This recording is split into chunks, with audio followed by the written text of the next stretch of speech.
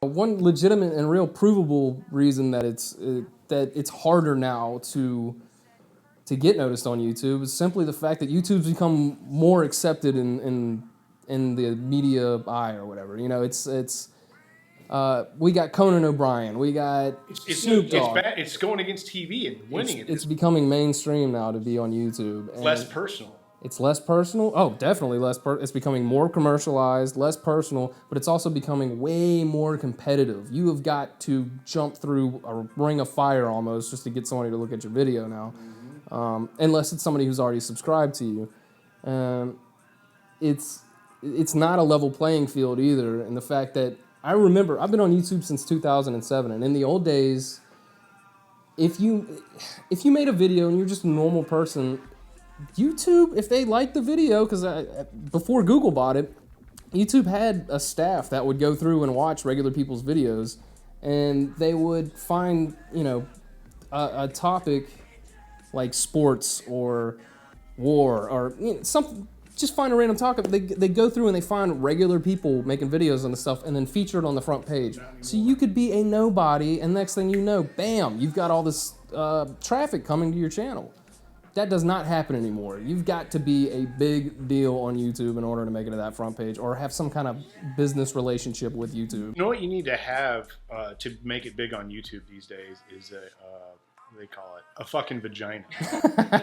Yeah, definitely. If you have a pussy on YouTube and you're decent looking, you can make the shittiest content known to mankind.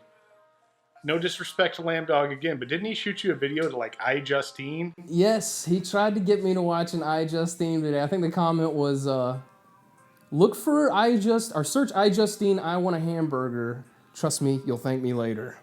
I didn't thank him because I didn't get it. I watched the video and was just like, Thanks for fucking off. What is the point of this, man? I mean, don't get me wrong. She's a hot chick. Like, she looks really good. But I don't even know who that is. But yeah, I'll tell you the truth about iJustine. If you don't know who she is, a good explanation for it is she is a studio creation. She started on YouTube not because she was a regular person. They brought her in and put a bunch of production. Yeah, exactly. She was there was I don't know if it was an acting firm or something. I don't know what it was, but it was some kind of a corporate interest that wanted to start getting involved in YouTube, and she was hired on as an actress. And Justine's not even her name, It's just, it's just it's a bit, and that's another thing on YouTube right now is fake stuff on YouTube being passed off as real thing, and you'll see that any of the prank videos that you see on YouTube, all fake, all staged, even the ones where they're getting beat up. Oh man, it's just a prank. I think there's one or two where the guy actually got boxed in the face. Ed Bassmaster.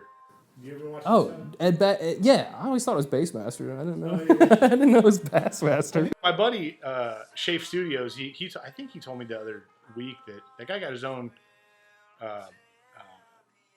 channel or his own show on one of those like redneck channels. What are the fishing channel? Or like OLN or like Sportsman Network. Yeah. Nah, he's cool. He's done some cool stuff. Let me tell you what got my attention for him. I saw him back in the day, and I was just like, oh, it's funny, But I don't normally keep up with the prank channels that often. But what got me to start looking at him and going, dang, this dude's really doing something, is when somebody stole that robot, a hitchhiking robot that's Stanford or some college and made this, and they call it a robot. It was nothing but like a plastic bucket with arms on it, and they put a GPS in it, and they put it by the side of the road, and they were trying to see how humans would interact with a non-human, I guess robot. We'll just say robot, and I guess that's why they said robot, because it's the easiest way to classify it. So it's to see how humans would interact with a robot, to see if they could get this robot to hitchhike.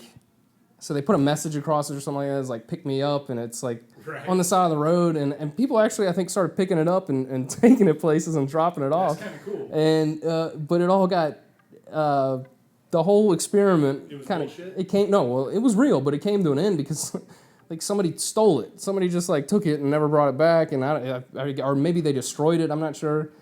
And all of a sudden on the internet, somebody released, and they released it on LiveLeak. I don't know if you've ever seen that website, but it's it's a shady little part of the internet where you see all kind of awful stuff. So be careful when you go there. Yeah, definitely. But so person releases security cam video or CCTV video, supposedly that was from, you know, an outside camera that was pointed down at this little robot thing and showed somebody coming up and picking up the robot and throwing it against the wall and beating it up and going crazy on it. And everybody's, you know, whoa, what the heck? Next thing you know, that video's up on the news. It's getting, you know, people were running with that story. Well, Ed Bassmaster comes out a couple days later and says, you know what? Hey, I actually wanted to expose just how little the news verifies the things that they put out.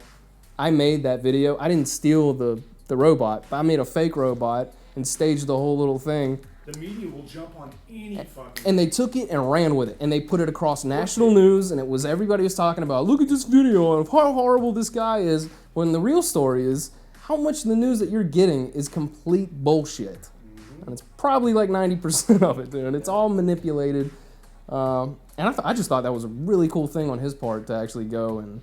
expose that? Yeah, and it's such a clever way to do it. Not only did he do it, but he also, you know, kind of helped himself out in the process of helping out everybody else. I was like, wow, that's pretty cool.